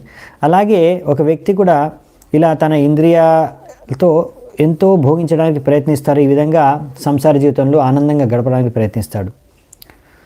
సో ఈ విధంగా స్టార్టింగ్లో చాలా అన్నీ బాగా అనిపిస్తాయి. వాళ్ళ భార్య మాట్లాడే మాటలు, ఆమె చేసే అన్ని పనులు చాలా ఆనందాన్ని కలిగిస్తాయి. వాళ్ళ పిల్లల ద్వారా కూడా ఎంతో ఆనందాన్ని పొందుతారు. దాని తర్వాత మెల్లిమెల్లిగా సమయం గడుస్తూ ఉంటుంది. సమయం గడిచిపోయిన తర్వాత ఇలా రాత్రి పొద్దున సమయం గడిచిపోతుంది. ఎన్నో రోజులు అయిపోయిన తర్వాత జీవితకాలం క్షీణించిపోతుంది. అప్పుడు మృత్యు దగ్గరకు వస్తుంది. వెనకాల నుంచి మృత్యువు చంపడానికి రెడీగా ఉంది. సో నువ్వు అర్థం చేసుకో, నువ్వు కూడా అలాంటి పరిస్థితిలోనే ఉన్నావు. ఆ జింక ఎవరో కాదు, నువ్వే. 2 శ్లోకాలనే కంప్లీట్ చేశారు స్టోరీ ఇక్కడ. బేసికలీ అర్థం చేసుకోవడానికి ప్రయత్నించు. ఎవరో కాదు, ఈ జింక నువ్వే. ఇక్కడ అన్ని వైపుల నుంచి నీకు మృత్యు వచ్చే అవకాశం ఉంది. ఎక్కడి నుంచి ఎలా నువ్వు చచ్చిపోతావో తెలియదు. ఎప్పుడైనా ఏ క్షణంలో అయినా మృత్యు రావచ్చు. కానీ నువ్వు ఇక్కడ నేను ఆనందంగా ఉన్నాను సంసారిక జీవితంలో అని ఇంకా నువ్వు ఇలా సంసార జీవితంలో భోగిస్తూ రకరకాల కర్మకాండలు చేసుకుంటూ కూర్చుంటున్నావు. సో ఇక్కడ మనకి ప్రభుపాల్ ద్వారా రాస్తున్నారు. అందుకనే బేసికలీ ఏంటంటే ఒక స్త్రీ కూడా చాలా తర్వాత ఎంతోమంది పిల్లల్ని కన్న తర్వాత కొన్ని సంవత్సరాల తర్వాత ఆమె స్త్రీ కూడా ముస్లాం అయిపోతుంది. దాని తర్వాత భార్య కూడా అప్పుడు అంతగా యవ్వనంలో ఉన్నప్పుడు సౌందర్యం ఆనందం ఇప్పుడు ఉండదన్నమాట. ఇప్పుడు ఇవ్వలేదు పురుషుడికి. అందుకనే ఒక వ్యక్తి అటువంటి ఆనందాన్ని తర్వాత పొందలేడు స్త్రీ నుంచి.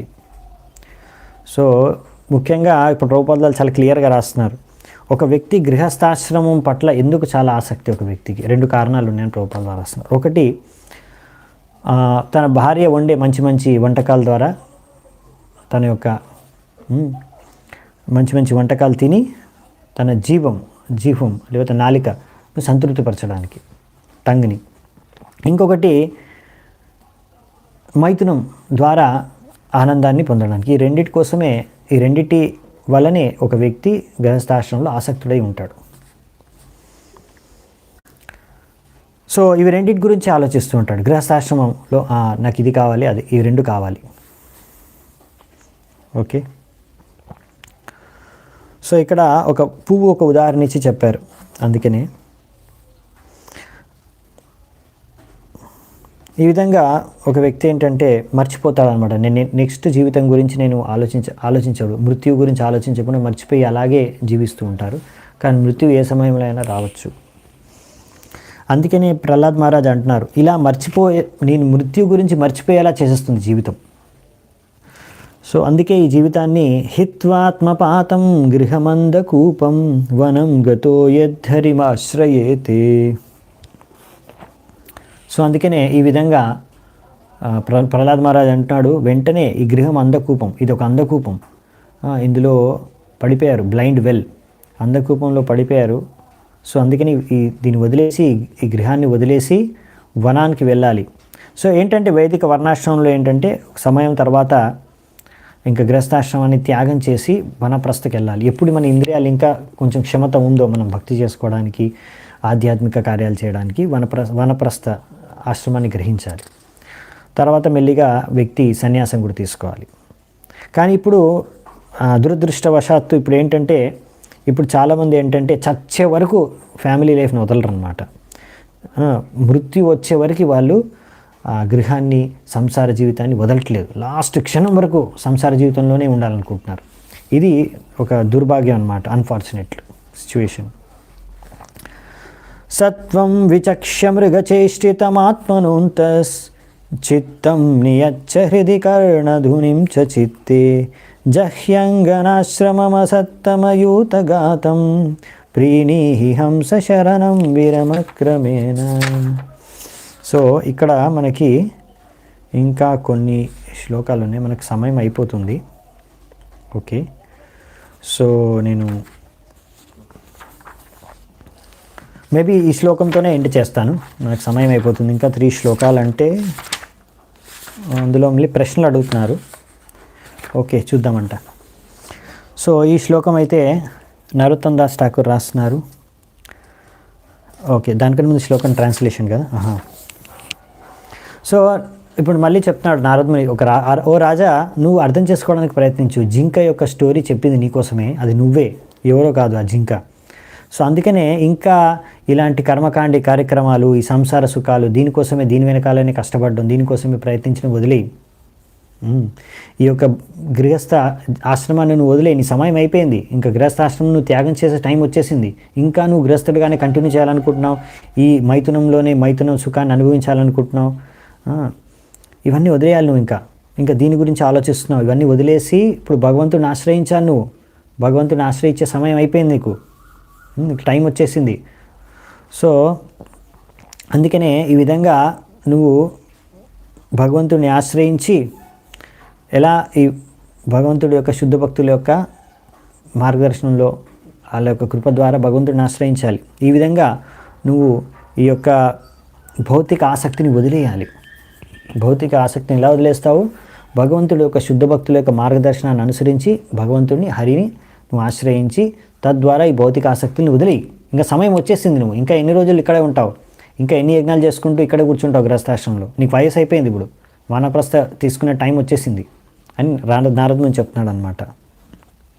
ఎందుకంటే ప్రాచీనబరి ఆల్రెడీ అతనికి కుమారులు కూడా వాళ్ళు తపస్సు చేసుకోవడానికి వెళ్ళారు పచేతాస్.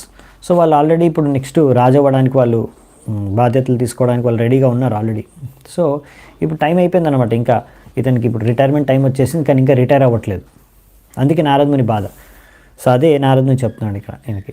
నరోత్తమ్ దాస్ ఠాకూర్ అందుకే ఒక సాంగ్లో రాస్తారు, కర్మకాండ జ్ఞానకాండ కేవల విషేర భాండ అమృత బోలియ ఏ బేఖాయ్ నానా యోని సదా ఫిరే కదర భక్షణ కొరే తార జన్మ అదపాతేయాయ్. సో ఈ విధంగా బేసికలీ కర్మకాండ జ్ఞానకాండ ఇవి రెండు కూడా విషేర భాండ అండి, విషం. ఇది నా అమృతం అనుకొని జనాలు తాగేస్తున్నారు దీన్ని, కానీ ఇది విషం. ఏమవుతుంది దీనివల్ల? నానా యోని సదా ఫిరే, ఇంకా రకరకాల శరీరాలు మారుస్తున్నారు ఈ జ్ఞానకాండ కర్మకాండ ద్వారా. ఈ శరీరం వదిలేయడం, ఇంకో శరీరం ధరించడం, ఆ శరీరం వదిలేయడం, ఇంకో శరీరం, ఇలా రకరకాల శరీరాల్లో రకరకాల విషయాలు భోగిస్తూ జన్మ తర్వాత తిరుగుతూనే ఉన్నారు.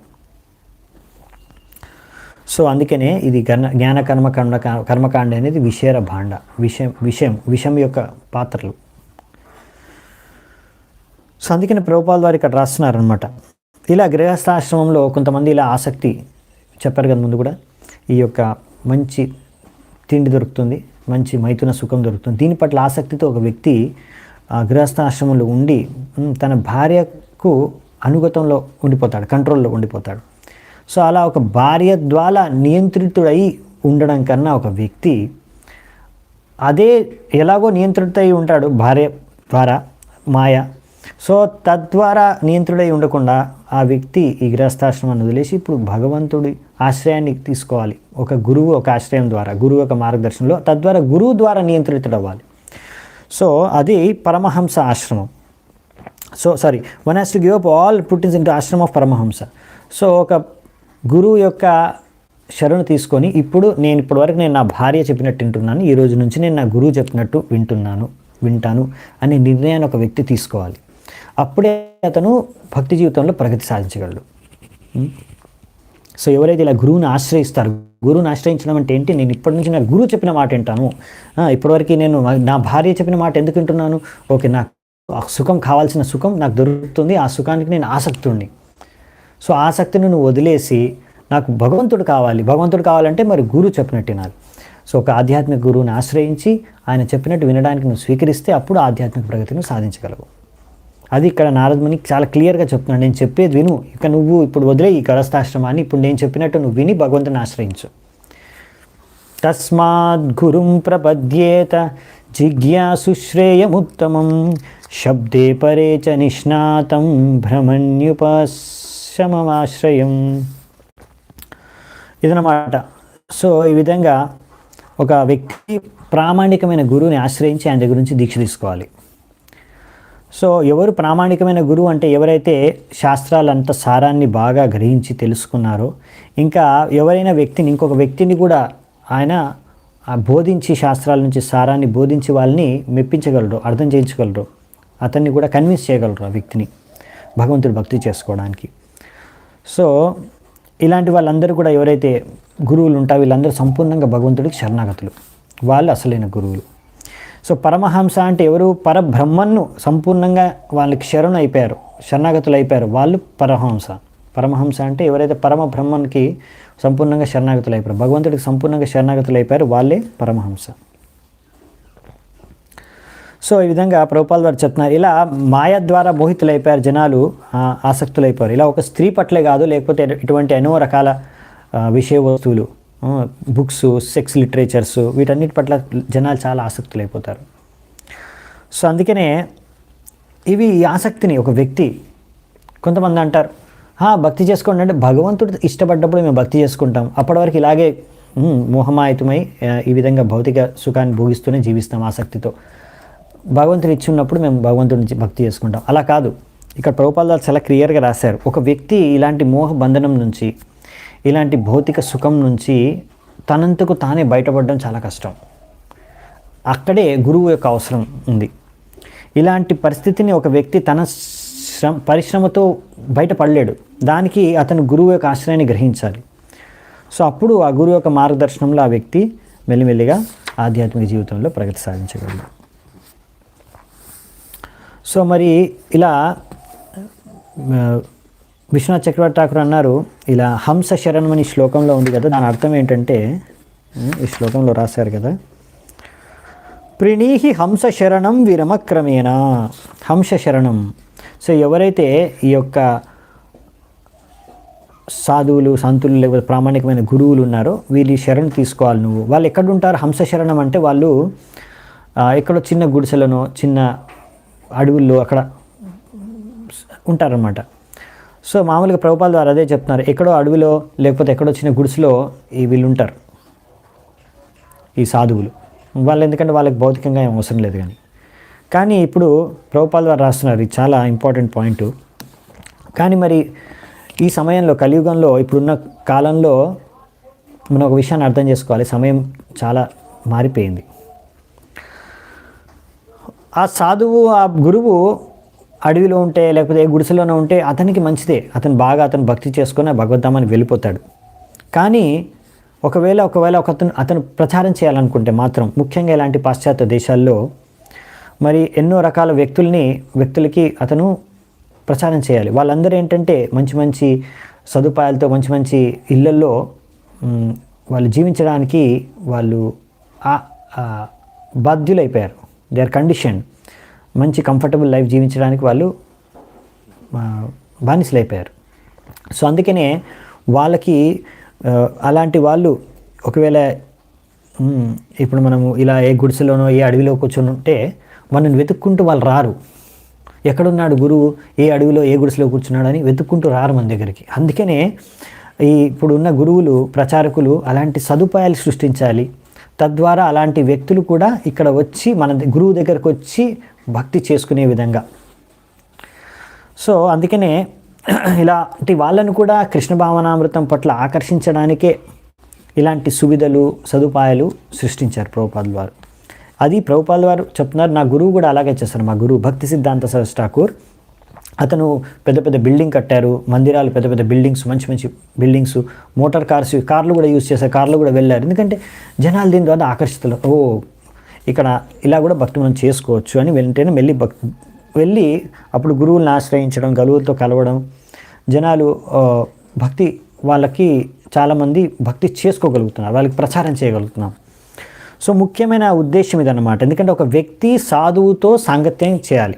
ఇప్పుడు సాధువు వెళ్ళి అడవిలో ఎక్కడో గుడిసెలో కూర్చున్నాడు అనుకోండి, ఎవరికి అందుబాటులో లేకపోతే అప్పుడు ఎవరు కూడా సాధువుతో సాంగత్యం చేయలేరు. సో ఆధ్యాత్మిక ప్రగతి సాధించలేడు. అందుకనే సాధువు కూడా ఇక్కడ సిటీలోకి వచ్చి ప్రచారం చేయాలంటే సో అటువంటి సదుపాయాలు సృష్టించాల్సి వస్తుంది వీళ్ళ కోసం. అది ఇక్కడ చెప్పారన్నమాట.